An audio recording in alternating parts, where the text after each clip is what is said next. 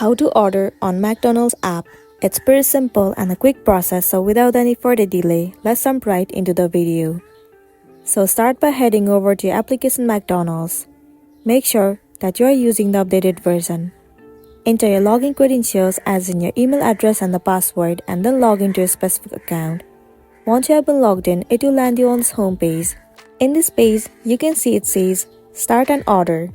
So all you gotta do is click on it for you to order. Tons of different menus will be available to you. From here, select the specific order that you want to make.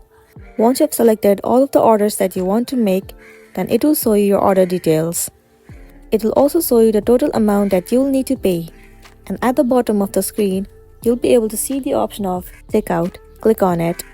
And then it will move forward for the payment method. Choose the specific payment method that you would want to choose and then pay the amount. Once the amount has been paid, now within a time limit, you'll receive your order and then you'll be good to go. So that's the wrap for this video. If this video helped you, give it a like and check out our next tutorial. Thank you.